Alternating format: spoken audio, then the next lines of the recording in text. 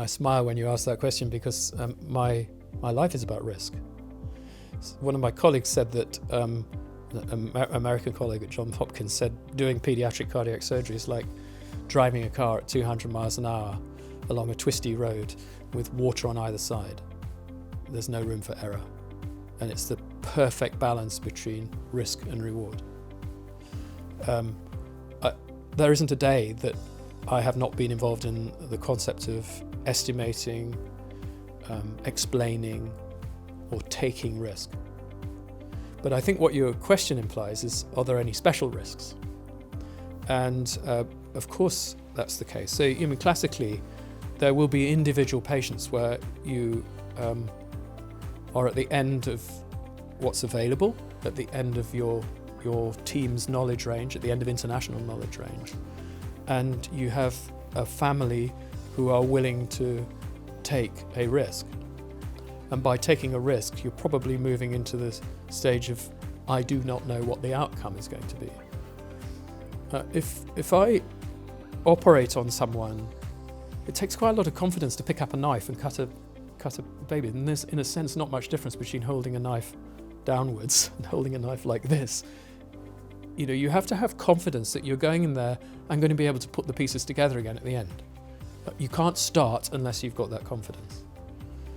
And so these cases where you don't know are enormously challenging intellectually, challenging for the team and the support mechanisms for the family, and obviously very, very challenging for the family and the child involved. But it is a risk you take together. And to deal with that risk, we have things called clinical ethics committees, where a bunch of lay people, ethicists, people of various religious faiths and academics will sit around a table and say, have you gone through all the right steps in thinking this through? Is the evidence robust enough for you to take a gamble? Now, if someone's going to die and the choice is not death, maybe alive or death, then you're offering them a 50% chance of survival over what they had before. But is your 50% estimate correct or not? It might not be because you don't know. It could be 1%. So you have to explain it to the family. It's saying, I really don't know what the chances of survival are. Are you willing to give it a go? And this is what I'm going to do. And this is why. And that has happened to me on several occasions in the course of my career. And mostly because you've thought about it a lot, it works out. But what you don't know and what a real gamble is what's the quality of life, not quantity, quality. Am I generating hardship for this family that wouldn't have happened if I had taken this step? Am I doing this for my vanity because I want to, be really good at doing this particular procedure, think up something new? Am I doing it because I care too much about this patient or the resources I'm consuming for this patient, meaning that somebody else doesn't get treated? Am I excluding the potential for treatment for someone outside my hospital who can't get in because I'm blocking a bed with this patient who's going to take longer to recover?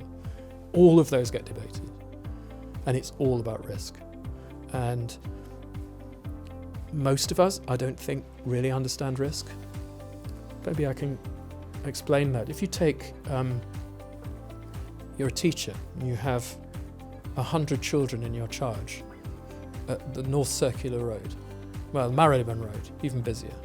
And they're on the Marylebone Road and they're lined up on one side, and you wait for a big gap in the traffic and you can say, okay, kids, let's cross the road. And they all cross the road, but one lags behind and gets knocked over, right? So that's a 1% risk.